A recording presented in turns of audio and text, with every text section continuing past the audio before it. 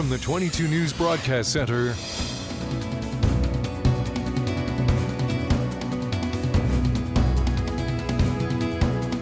this is 22 News in Focus with Patrick Berry. Hello, everyone, and welcome to this edition of InFocus. I am your host, Patrick Berry. We are here in the 22 News Plus studios. Sitting across the desk from me today is the Honorable Mayor Mike McCabe from the city of Westfield. Mayor McCabe, nice to see you. It's good to see you as well. Thanks for having me. There's a lot going on in my hometown, in your hometown, the city of Westfield. I hope to get into a lot of things over the course of the next 30 minutes or so. But you just got reelected to your third term? Third term. Why'd you run again, Mike? Well, there's some things that are still out there that need to be buttoned up, as you allude to. So, it's funny. I asked this of all elected officials, especially you, because you spent a career in law enforcement, retired from the Westfield Police Department, and then sought elected office. Why? Why would anyone in this day and age seek elected office? The spotlight, the finger pointing, the animosity. You could have just gone off into the sunset and enjoyed life. I could have, but I think that that aspect of my policing life, it was a 24-hour day, 7-day-a-week thing, it certainly wasn't new to me. And I had what I thought was pretty good executive experience and leadership. I knew most of the people at City Hall anyway. I had met or was familiar with most of the city councilors at the time that were there because I was working with them on a day-to-day operation. And I thought maybe I could have my own little vision of the world to see how we could grow the city of Westfield. So going back, this is you entering your third term. So let's go back 5-6 years ago. Sure. Now that you have the job, is it different than what you thought it would be, or kind of because you'd been around the city long enough, and like you said, knowing the city councilors and so forth, is it what you expected, or are there things about the job? I didn't think that. I didn't foresee the difficulties in moving things forward. But you got to remember, I came from government. Things move at a glacial pace. But I came from a top-down organization. Right.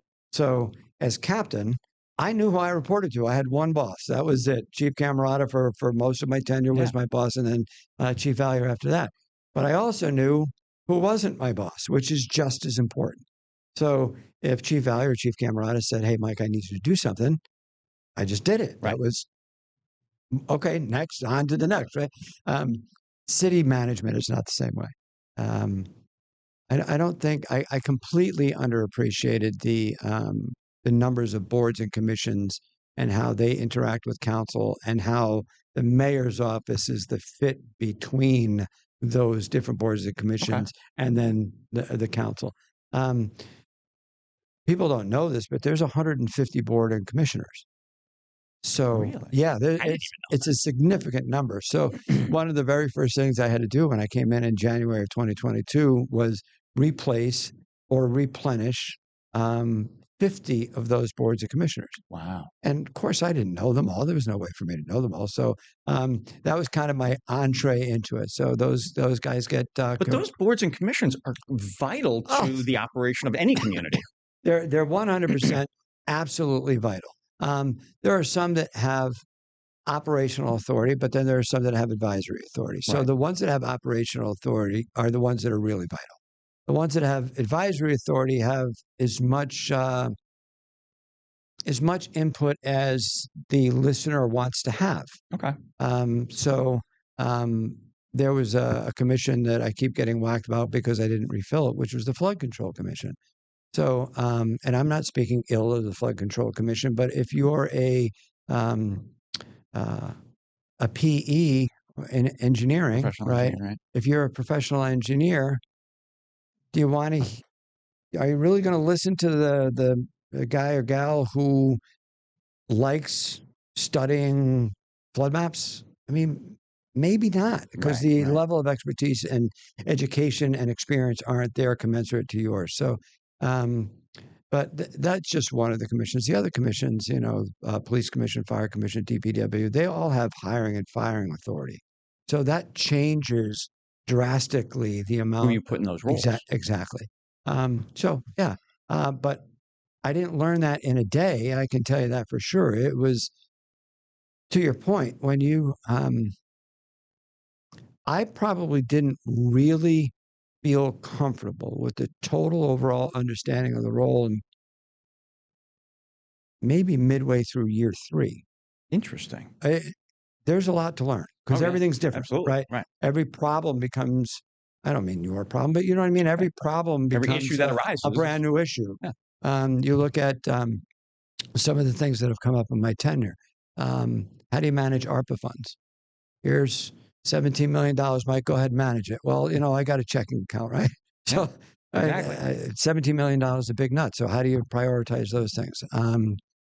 What do you do with, do you decide that you're going to resurrect or rehab a dam? And we have 2 dams in the city of Westfield that we're going to rehab starting in FY26. Should that be a priority?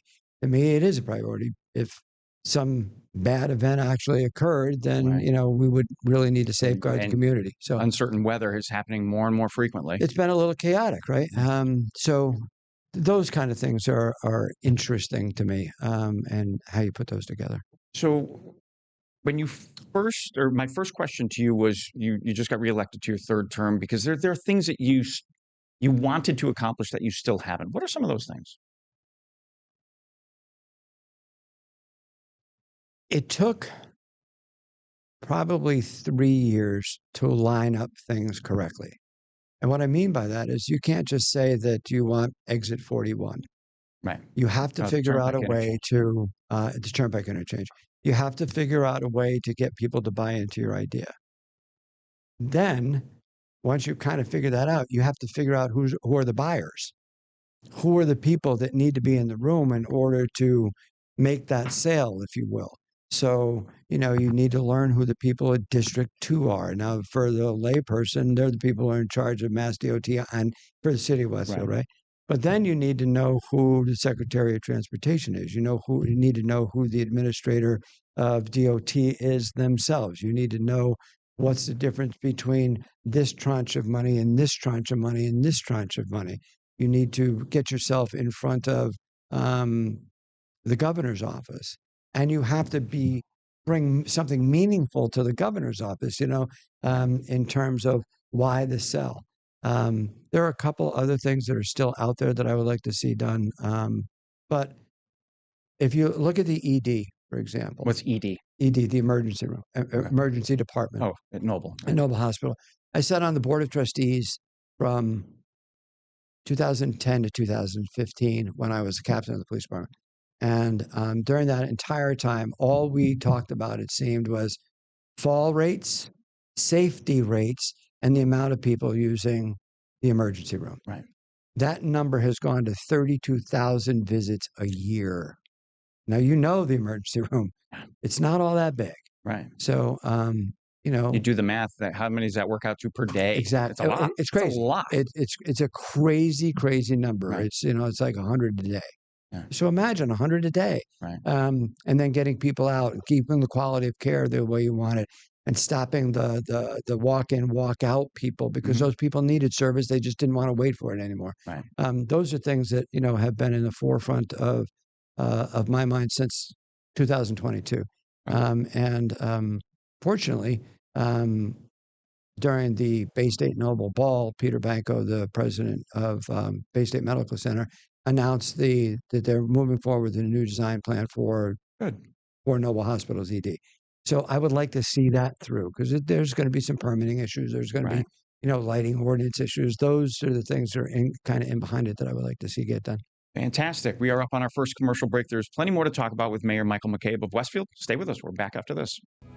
This is 22 News in Focus with Patrick Berry.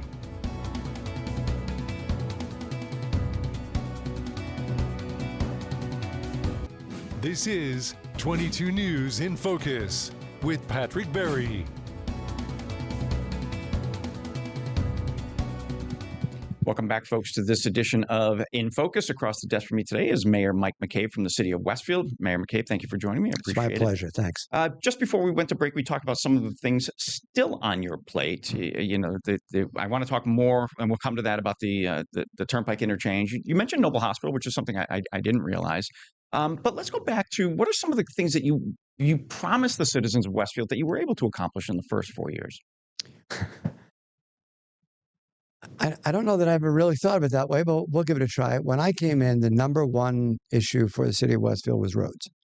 It's always. Everybody complained about the roads. And oddly enough, they weren't complaining because they were angry with their taxes. They were complaining that they couldn't drive down the road without getting a flat tire or, their suspension breaks or whatever. And we've done, I think, a pretty good job reclaiming those roads. I'm going to stop you there because when I drive Western Mass, Westfield has the best roads. And I'm happy for that, being a Westfield resident. I'll have Mayor Will on here about West Springfield, but I travel through West Springfield. And I'll have Mayor Johnson from Agawam, the surrounding communities. Over the course of the last 10 years or so, Westfield has gone above and beyond every other neighboring community. So kudos to you and your predecessors and everybody in Westfield city government for doing that, because to your point, it's great driving through Westfield now. Yeah, it really is. But there's still work to do.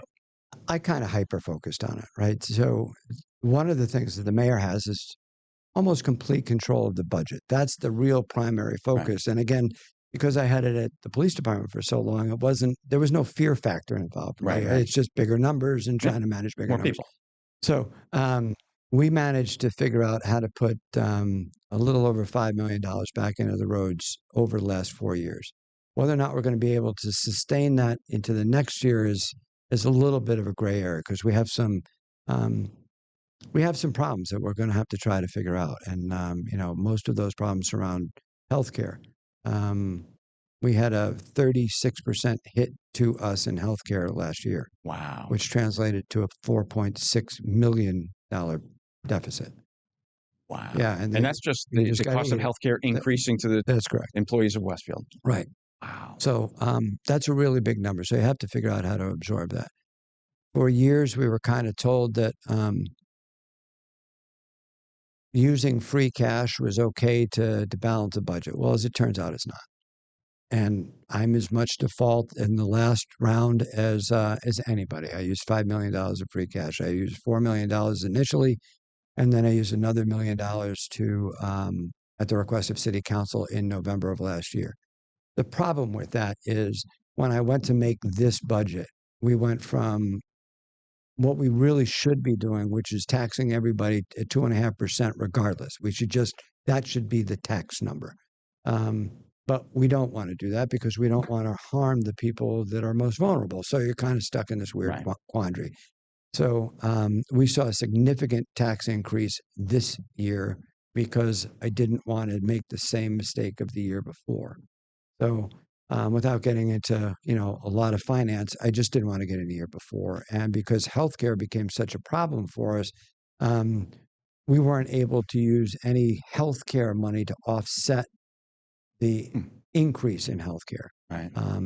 GLP-1s are concerning to everybody. I mean, they're doing great work for those people who need to lose a little bit of weight. But the downside of that is it's very expensive. So, we'll figure that out as we go. A thought that just came to mind, and I'm hoping you can clarify this. Sure. So, because we talk budgets. So when you're looking at a municipal budget, yep. And every community has this problem. Why are we spending $2 million to do this when you need to be doing, why, right? But money is in buckets that you can't move. Or I shouldn't say can't. It's extremely difficult to move from one bucket to the other, correct? Right. Is that how it is how it works? Okay. So what we ask every year, and started with me, is for individual departments to give me a zero-based budget, and then whatever the contractual allowances that we have to meet, include them in that budget. Okay. So let's say that there was a 3% increase across the board in personnel. I should see a zero-based budget, and then a 3% increase in personnel, which is going to cause maybe a 2% increase in that budget line. Right. Because there are other expenses that are not related to personnel. Then I ask those same departments about 4 or 5 months later, actually they're coming due today, for their capital, 5-year capital plan.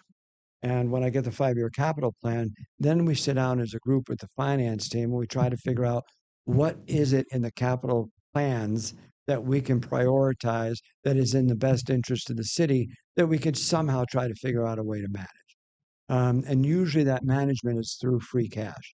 So in the last couple of years, we've had significant free cash.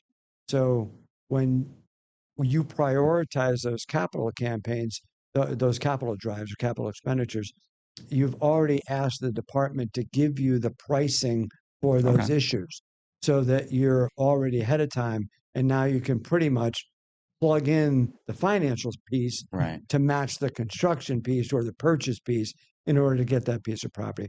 That's a way a mayor's office can prioritize really what the mission is from his office. So my first 4 years were pretty much school and engineering. That's what it was. The school department needed X number of dollars. We, were underfunded in the school department for a myriad of different reasons, usually all relative to state not reimbursing exactly what they're supposed to be reimbursing. We have been, the governor's office and the Senate and the House reps have been much, much better this round of budget cycle than they had been previously in the past. So an example of that is Chapter 90, but not school, but engineering. So Chapter 90 is the money that we use for infrastructure in terms of roads, culverts, bridges, those kind of things. They finally figured out that it would be a good idea not to use the same formula they had in place for the last 20 years with the same number. It would be okay if the number grew, but the number never grew. So they increased it from $200 million to $300 million for the next 5 years. That to the city of Westfield translated into doubling the Chapter 90 funding, which sounds terrific, and it is. Unfortunately, the delta of the, it's still never economic variant didn't totally catch up. But and it can't be used on roads that are private ways. So there are certain streets within our community, Park River Drive, Cardinal Lane, Ridgecrest Drive, are still somehow designated as private ways.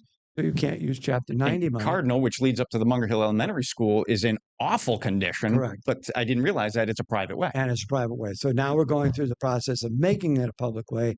But just because you make it a public way doesn't automatically wave the wand and say, okay, that's the next road to get paved, because there are others that are in the queue. I have been trying to pave roads in sections, in districts, if you will. Makes sense. So if you look at the Meadow Street area, one side got completely done and the other side didn't because we were following the G&E. That side's going to get completely done. If you look at the Orange Street side of the house, you'll see that all the sidewalks have gone in, but the roadways haven't been yet done. They're going to get done. And then flip over to the other side of Franklin Street, and the Jefferson Street side gets done. So, makes sense. But you need to get past this notion that it's a good idea, for all of the reasons I have just said in the first 15 minutes of this conversation, that a 2-year term is smart for the city of Westfield. It is incredibly short-sighted. So how do you make the connections that you need to make with people in such a short window? And then how are you judged as competent or incompetent in such a short window?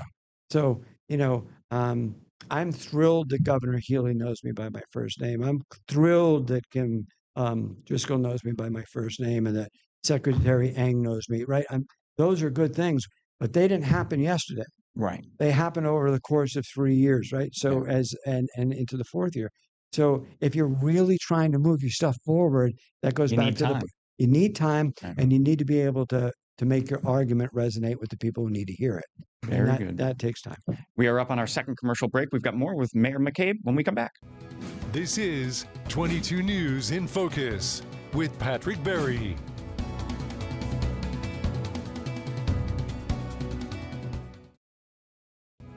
This is 22 News in Focus with Patrick Berry. Welcome back, everyone, to today's In Focus. Joining me is the Mayor of Westfield, Mike McCabe. Mayor McCabe, thank you very much for joining me. Earlier in the conversation, you alluded to the interchange of the Massachusetts Turnpike in Westfield. It's been the bane of every resident's existence since the Turnpike opened in the 60s or 50s or whenever the heck it opened. It has gotten better. when you exit, there's 2 lanes turning south onto I guess that's still Southampton Road there. Mm-hmm. What does the future of that interchange look like? So what I'm trying to do now, I don't mean this in any way from arrogance. Part of the difficulty with having a 2-year term is you have to get yourself in position to be at the table. So over the last year or so, I've been elected to the Massachusetts Municipal Board. I sit on the executive board of the Massachusetts Mayors Association. I'm on the Pioneer Valley Metropolitan Planning Organization's boards. Those are the people who drive everything Mass DOT, no pun intended, right? But again, you have to have longevity you have to have a seat enough at the table to get to the table. Right. So the next step is that the Mass DOT has already assured me that they will pay for the design and construction in its entirety. So that's a good thing. Right. So, whatever that design and construction is. It looks like 3 roundabouts. So, let me ask you a question. Being a Westfield resident, Sure. hits close to home. I like the idea of changing that intersection, but why not add exits at East Mountain Road, where the turnpike crosses? There's right of ways there by the state, or I don't know about Montgomery Road because that's the other place where the turnpike crosses. Why not add additional easements rather than one bottleneck? Those are major construction pieces beyond what's already there. So in order to put that type of infrastructure in, you're talking hundreds of millions of dollars now. But we don't need toll booths anymore. Agreed. They're off ramps. Agreed. You could put a gantry anywhere you wanted. No, I totally agree with you. But if you take the footprint that we have now and you look at the roundabout size that is in Northampton at the Coolidge Bridge, right? Yep. It's that size roundabout. You're not talking about the one in Amherst, is right? That little one, right? It's a big one. Then there'd be a secondary roundabout at Holyoke Road and North Elm Street to get rid of that very dangerous intersection. That's a tough intersection. Right. And then there may or may not be a third roundabout where we know it affectionately in the city of Westfield, where the jug handle goes around and then turns left to bring you back across Southampton Road onto the turnpike. There's a little concern there that there may still be a need for some type of traffic signal device roundabout there, because there are, as you know, a couple of corporations that are just east, we'll say, of that intersection. They could be effective, but roundabouts are the thing of the future because they work. Exactly. So many studies have shown they work. I had the good fortune of being with a friend of mine in Portugal, and we drove 133 miles around an island, and we hit 2 lights. Yeah. Everything else was roundabout.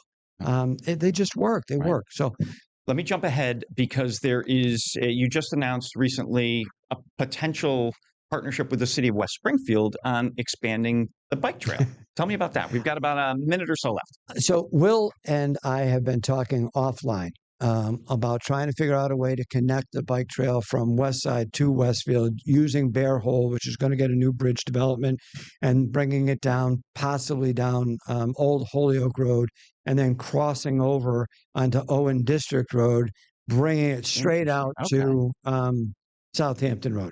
But that's kind of in its infancy. That's a second. It's an idea. It's an idea.